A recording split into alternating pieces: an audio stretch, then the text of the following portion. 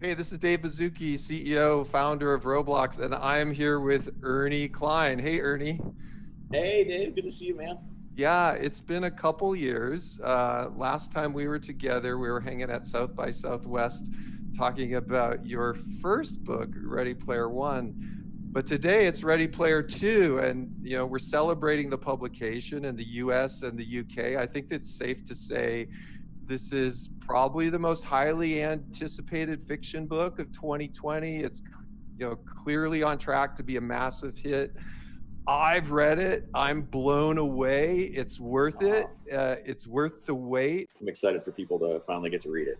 With Ready Player 2, we're going to see a lot of great stuff. There's another quest.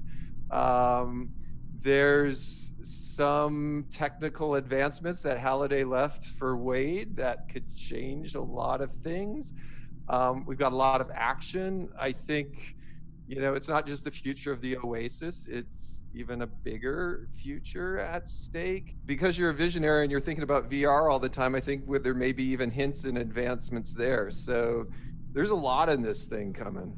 It's lots happened since I wrote the first book. I sold it back in 2010, so it's been 10 years, and the whole landscape of VR has changed since then. So there was a lot to take into consideration when I was writing Ready Player Two.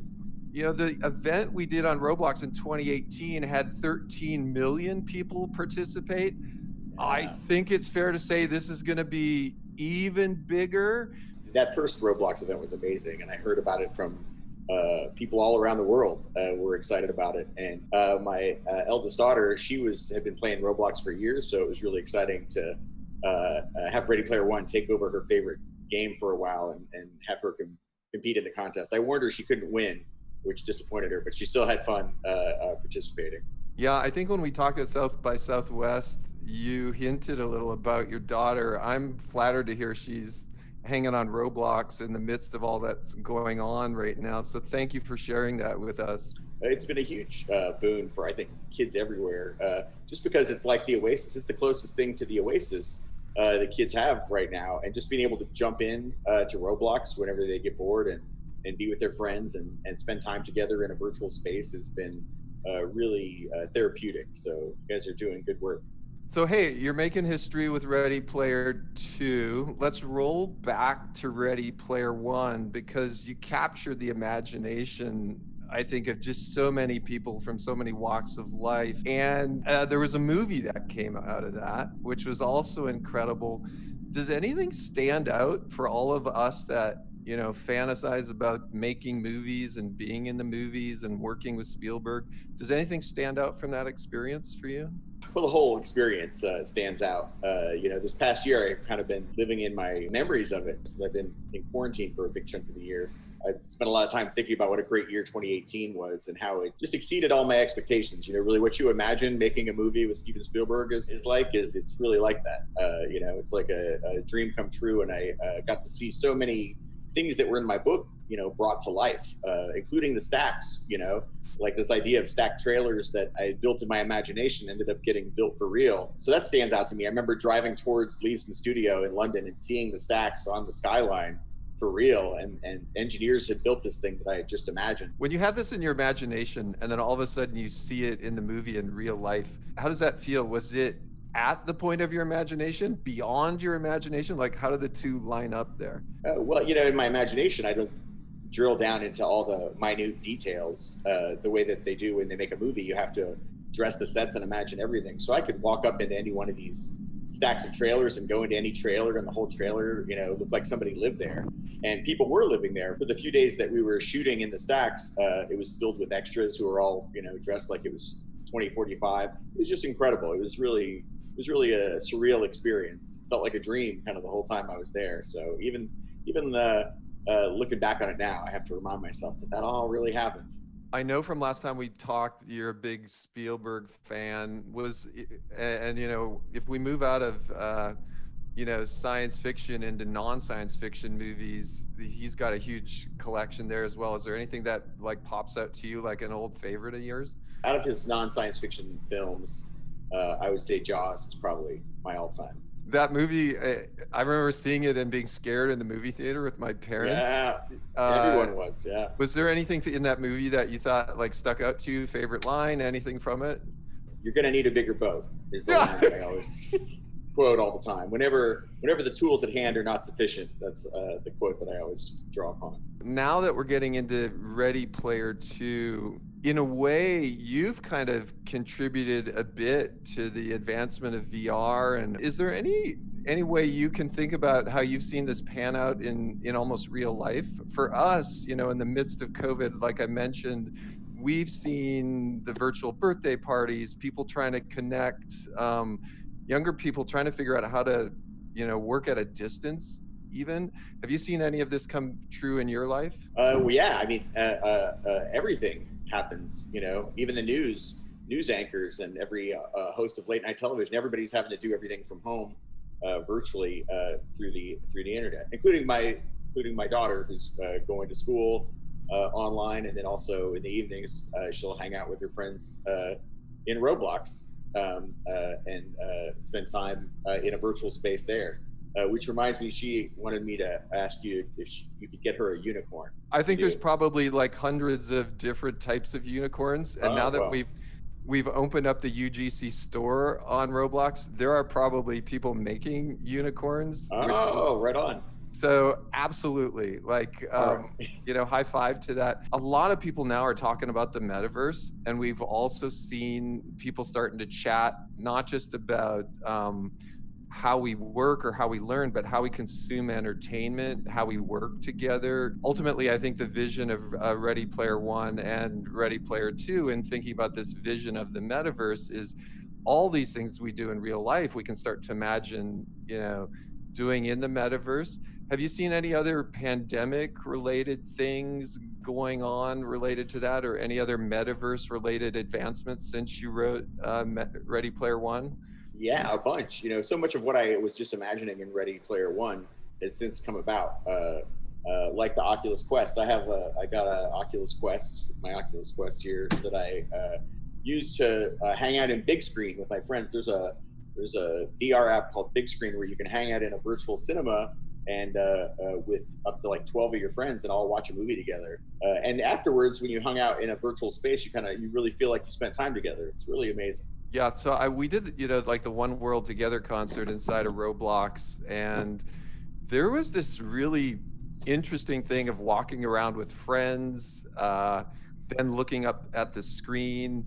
I found myself going from the in 3D screen to full screen mode back and forth, and I really like looking over to my friend next to me and like watching it together.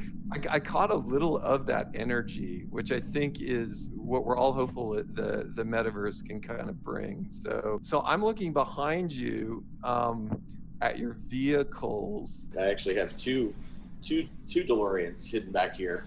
So this is my garage where I come for inspiration. When I was just out of high school, I had a 1969 Pontiac Firebird, 400 cubic Oh, inch V8, 4 speed. I, I know DeLorean is like super favorite for you. Do you use the DeLorean? Like, how often do you drive it? I like to take this car out every night between usually like 8 and 10 o'clock and listen to 80s music and just like recharge my creative batteries. And whenever I take it out, it always makes people happy. When they're seeing the car.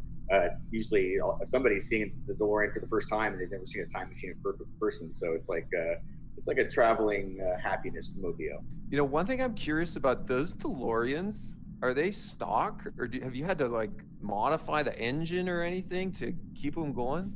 Yeah, they're all like 35 years old. They made all the DeLoreans between 81 and 82, so they're all about 40, almost 40 years old now, and they do require a lot of work to keep them running. And then plus adding they obviously don't come with all the flux capacitor and wormhole emitter and all the Back to the Future gear. That's all has to be kind of scavenged and cobbled together. So I've been making it more screen accurate over the years. There's always more tweaks I can do to make it cooler. So it's like a hobby, having a car like an old car like this antique is it's a fun hobby to have. And I think in a sense, I think those are stainless, aren't they? Like, Oh isn't yeah, the they never rust. Yeah, isn't that they like the never. Cybertruck 40 years earlier I or know. something? Yeah, yeah. It's the Cybertruck definitely looks like it took some inspiration from the DeLorean. For a car that came out 40 years ago, it's still the most Yeah. futuristic looking car there is. It looks like a spaceship. Hey, so I know with Ready Player One and now with the release of Ready Player Two, your life's probably gone through a lot of change. Mine has too. You know, there was this time before in the early days of Roblox, it was Eric and me, like two of us just working on this thing. And then Matt and John joined us. And that was very different for me. You know, that was going in, writing code every day, quiet office. My life's completely different now. And now we have, hundreds and hundreds of great people that all work together. How about you? Like, has your life changed? My life has changed drastically. Since when I was writing Ready Player One, I was working a tech support job. I was interested in technology, but I always wanted to be a writer. But I also was interested in computers, and working tech support was a way to kind of work in a facet of what I was interested in. But it was a grueling job where I was on the phone, for 10 hours a day and helping people with their computers. And it wasn't a job that I enjoyed, but because I worked that job, a lot of elements of what I was learning about technology and helping people use computers, and also the job of being a tech support rep, that all worked its way into my novel, into Ready Player One. The way the main character works tech support in the Oasis for a while, and so that was something from my life that ended up informing the story. So even though I didn't enjoy that job at the time, and wished I was working somewhere else, now I'm grateful that I had that job and that experience, because it worked its way into my story. It's like when I was a kid, we lived in a trailer park for a while, which was not fun. And my room was actually the tiny laundry room of the trailer, and it was just for a little while. But that was something that I put into Ready Player One. Wade Yeah. sleeping in the laundry room of his trailer, and Yep. the stacks and all of that came from this experience in my real life, and then I saw it depicted in a Steven Spielberg movie. So that's something I always like to tell aspiring writers about. Is sometimes you're doing a job in your life, or you're living somewhere that you're not happy with, but later on that could help inspire you to write the story that could change your life. So you should kind of embrace those experiences, whatever is going on in your life, and try to put that into your work. And I think there's a lot of optimism, in your books as well around the power of imagination. And in effect, the metaverse is built on imagination. So I always take that as a very Yeah, optimistic thing for all of us that are trying to create, whether it's music or 3D or imagery. yeah. Hey, and then riffing on Ready Player Two. So the number seven's kind of relevant, and of course we're not in spoiler zone here. But hey, is this random? Is there some significance to this? Like the number three in Ready Player One. Three is a magic number.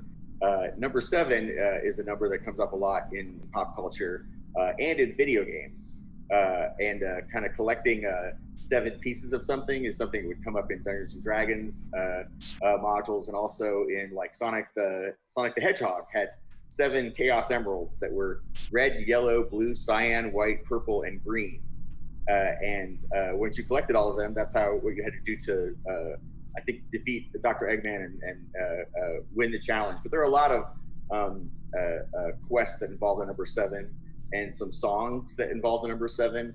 And so I saw that was a way to weave all those things into the story and have a kind of a connecting element between them. So it'll make sense what I'm talking about uh, uh, once people out there read the book. But yeah, no, the number seven was a big influence. So hey, with Ready Player One, I think a lot of people who'd never worn a VR headset got exposure to the tech and to your vision through the book and through the movie. And part of the fun, I think, I imagine, of being a sci-fi writer is you're also a futurist in a way. I mean, that's part of the gig of being a sci-fi writer, which sounds really fun. And I think, in Ready Player Two, I think you go even a little further, and there's some really exciting kind of, vision going beyond that. When we at Roblox, we kind of done the same thing. We've had vision for 15 years, and it takes a lot of time for some of these things to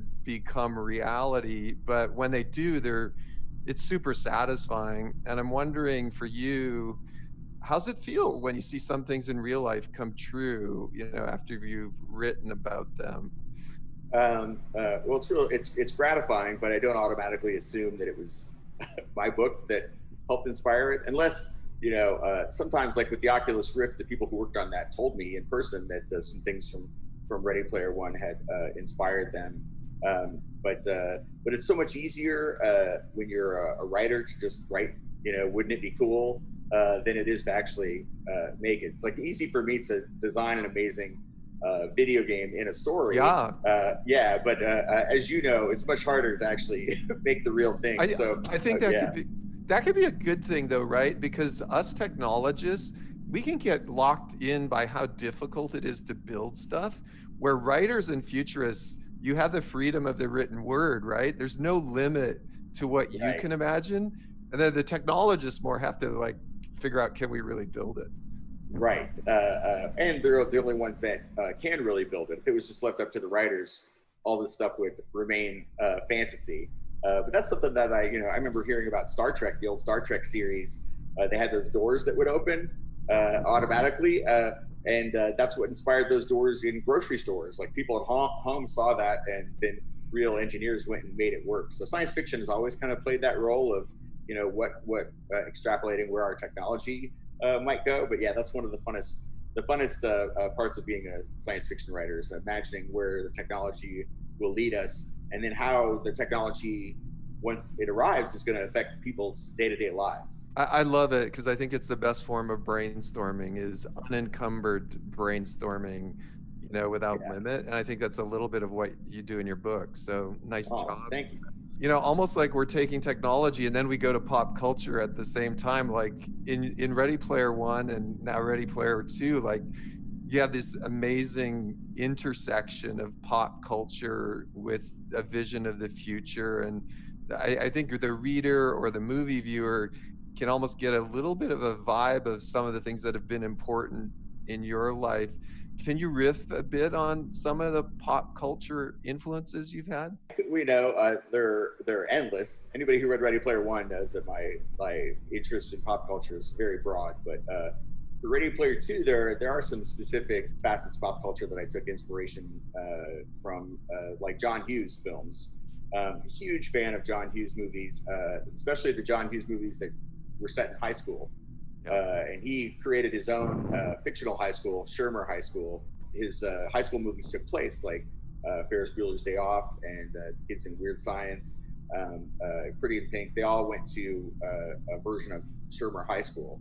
And I was always fascinated with high school being the setting for all these, dramas about young people's lives. Yeah. And especially The Breakfast Club. It's probably my favorite of all time. And I think 90%, 95% of that movie takes place in the school library, which ends up being like this social battlefield for the four kids as they get to know each other. And I always thought that was the library is a fascinating place to set a movie. And it might be the only movie that's completely set in a library. Yeah, Breakfast Club, one of my favorites. I love the soundtrack as well to that movie. Oh, so great! Yeah. So good. Seems like the book was so fun to write. Are there any moments that you felt were super fun without giving away too much? I don't think I can give away the super fun moments without giving away too much. But I will tell you, it was I had fun.